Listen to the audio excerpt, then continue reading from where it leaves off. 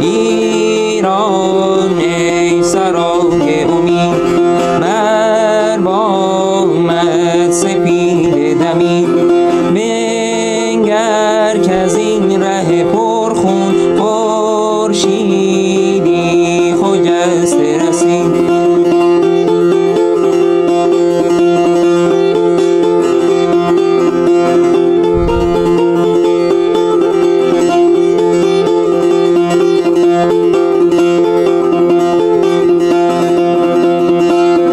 اگرچه دلها پرخون است، شکوه و شادی افزون است، چکمیده ما گلگون است، آی گلگون است که دست دشمن در خون است.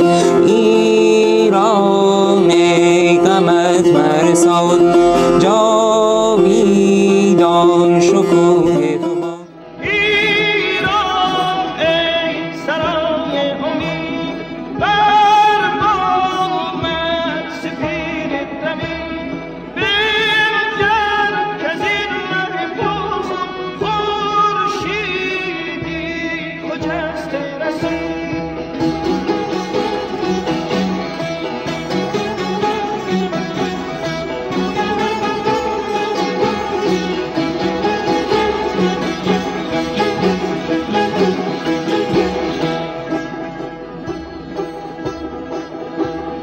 اگرچه دلها پرخون است، شکوه شادی افزون است، سپیده ما گلگون است، آی گلگون است که دست دشمن در خون است.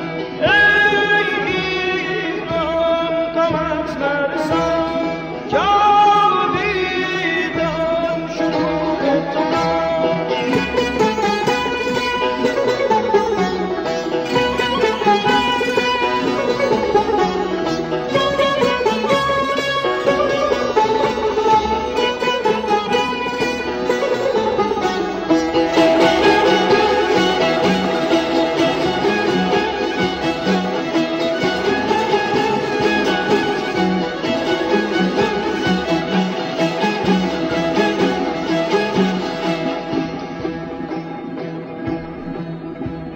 راه ما راه حق، راه بهروزی است،